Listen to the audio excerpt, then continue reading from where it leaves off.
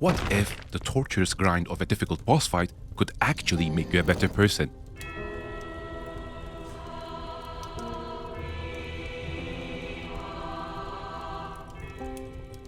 Let's leave the cliche of video games are bad for you for a second. Soulsborne games, which include titles such as Elden Ring, Dark Souls, Bloodborne, among others created by From Software games, are truly in a category of their own. Not just because how difficult they can be, but because they have a game-making philosophy that runs counter to most popular big games. They put the growth of the player first and want to change something in you. In that sense, they are more like the books that leave a permanent mark.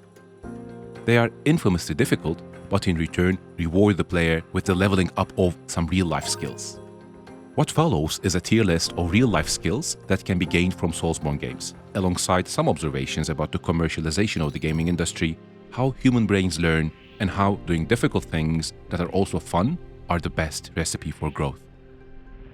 Alright, let's kick things off starting at the bottom, with Tier D. Here we have skill gains that have to do with specific in-game mechanics or strategies. These include learning enemy attack patterns, dodge timings, or build types. These are a big part of what makes these games fun. For most, the biggest source of pleasure is a fantasy of growth, leveling up, gearing up, becoming more powerful until you can literally toy with your opponents. These are usually hyper-local learnings and would be difficult to make use of outside the game. They're also what most people think gaming is and where the learnings end. In reality, we are just getting started. Moving up to Tier C, first we have improvement in hand-eye coordination, reflexes, and visual processing speed.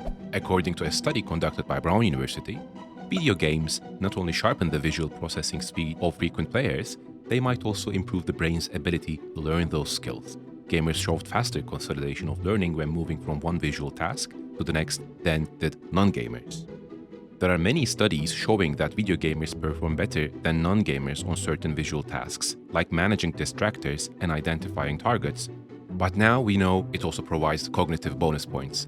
The increased learning agility combined with faster visual processing will help you work more productively in most digital jobs or perform better as students. For example, processing a complex graph, a multiple choice test, or a crowded spreadsheet can be easier for a gamer. Second skill in Tier C is being more comfortable with asking for help when you're stuck. This is such an underrated skill, but comes to be more crucial than people think in learning. Especially in education or workplaces where people aren't very transparent, asking questions might be seen as weakness and might be difficult for people to build up the courage.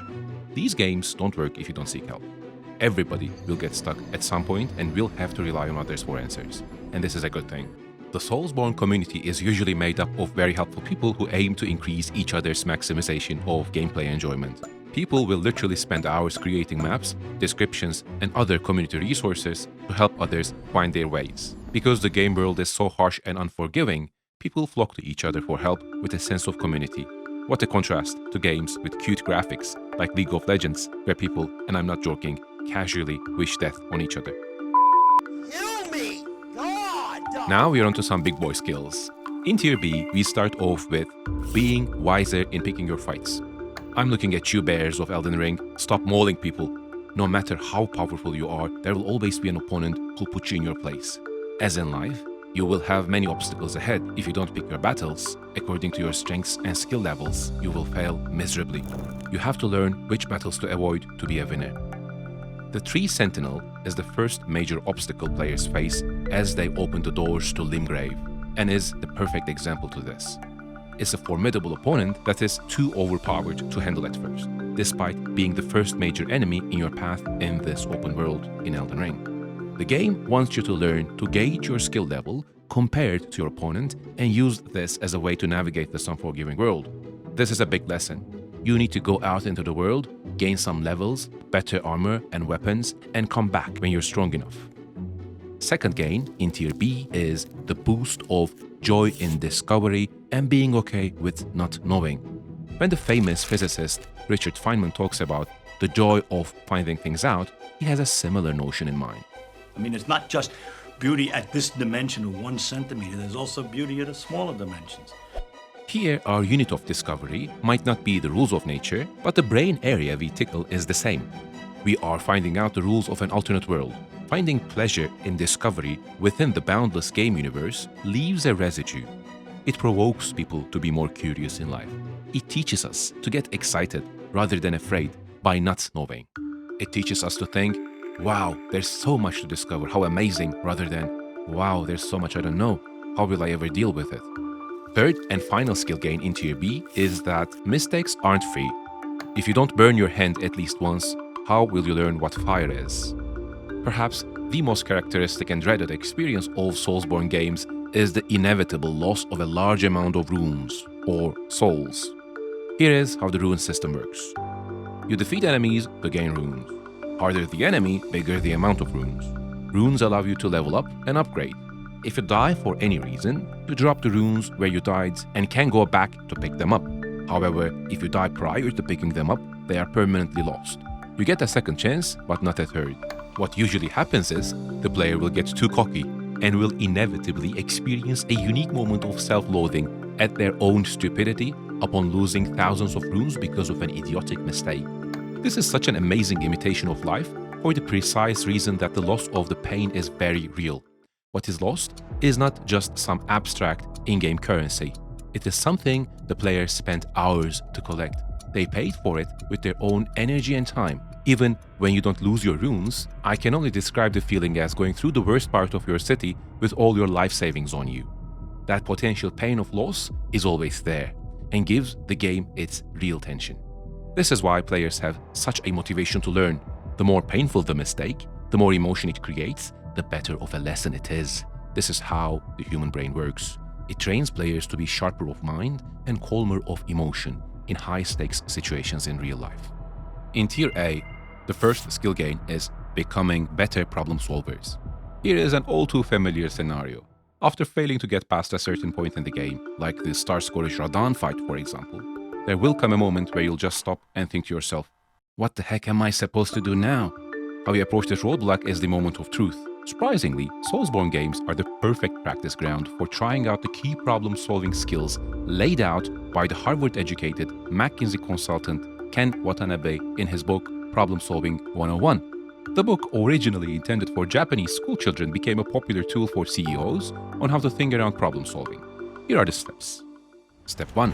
Identify what the problem is about. For example, I can't survive opponents' flurry of attacks. Step 2. Drill down into the core reason why it is becoming a problem. For example, I don't have enough vitality, causing my HP pool to be low. Step 3. Select the best possible solution. For example, should I reskill into Vigor? Should I put an Ember Medallion to increase my vitality? Step 4. Execute until the problem is solved. So, jump back into the fight. Great! You can now take a few more hits. But maybe it didn't work. What the real problem was, you weren't mobile enough to dodge. Repeat the loop from step 1. Basically, every hard area in From Software games is a practice ground for problem-solving thinking. Second skill gain in Tier A is anger management. The prefrontal cortex of human brains, which do impulse control, only mature in the mid to late 20s. But at any stage in life, when expectations are not met, we will react with surprise. And that surprise will either evolve into a pleasant feeling or devolve into a bitter one. So we will either laugh or become mad about it. Believe me when I say these games will test your mettle like nothing else. You'll be raging with fury after getting kicked off a ledge despite doing 15 other things correctly and die. It will be humbling. Carl Sagan once said, astronomy is a humbling and character-building experience. The first time I heard this quote, I was 21 and in a clinical psychology class on personality. What could a field of study for things so far away, so grand, and so celestial have something to do with what's in our brains? This path of questioning had led me to sign up for a class called Cosmology 101 from the Department of Physics, as the first student ever to come from the Faculty of Social Sciences. More than 10 years later, it is the reason I came to love Soulsborne games. Both, in their own ways, are humbling experiences. A false dichotomy exists between work and play. Work is supposed to be hard and boring. Play is supposed to be easy and exciting. In reality, chasing after a question that gets you excited can be hard and fun. The Lothric and Lorien, also known as the Twin Princess fight in Dark Souls 3, can be more difficult than any work-related challenge the player faced at their job during the week. If we like things because they were easy, Why would we enjoy and even become fans of these challenging pursuits? Why would anybody climb mountains? And herein lies the foundational philosophy of Soulsborne games. Deep down, we all want a challenge that is going to humble us, because nothing feels as satisfying as getting more powerful. That's why the best one in the world lies in seeing your own growth. Creator of the games, Hidetaka Miyazaki, is a master at this. He has no mercy for the players, and the players love him for it. Third and final skill gain in Tier A is learning that sometimes there are no shortcuts. Every Soulsborne player has at least heard the idiom, get good. At first, it sounds like a playful banter, or a way of cheekily saying, you can't progress because you suck. This is correct to a certain level, but the true meaning of this as used by the community is more complex. In my interpretation at least, it means no matter how much you try to look for shortcuts or easy solutions, most of the time there is none. The only way you can progress is to get better at the game and go through the problem-solving loops yourself. Nobody can do it for you. It's your battle. Live it. Savor it. That's what's going to make the game an experience to remember for you. Most AAA titles hold the players by the hand, teaching what to do, where the dangers are, and how to avoid them. There are clear markers and directions. Once players are fluent in the basics, the game progressively gets more difficult, but never at a pace that will risk to frustrate the player. Great, but what's wrong with that? Problem is, these games have no self-confidence. They are afraid that if they push too much, the player might throw away the controller and not come back. They act more like hesitant teenagers who put likability and attention-seeking above all else. They are agreeable to a fault. Soulsborne games are different. It is as if they have been through so much shit that they practically don't care what you think about them. They can afford to be brutally honest, and that's what makes them great, cool teachers. At the top of this list is a god-tier skill, becoming comfortable with failure. In Elden Ring, even before the full introduction of game mechanics, players are thrown into a baptism by fire and face off with an enemy called the Grafted Scion, in a place called the Chapel of Anticipation. Not for a lack of trying, 99% of the players will get slapped and experience their first death of the game. The game is designed around you dying in that fight, not winning it. Only then the little tutorial will start. Isn't that genius? The first lesson the game teaches you as part of the tutorial is that you will die and die and die over and over again, so you better find a way to get comfortable with it.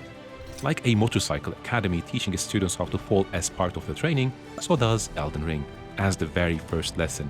In the world of Soulsborne games, getting the "you died" screen etched into your retina and learning to be at ease with failure is the best training you'll ever receive, so it only makes sense that the game starts by killing. And here we are. Isn't life just the same? Where those who are afraid to fail never succeed?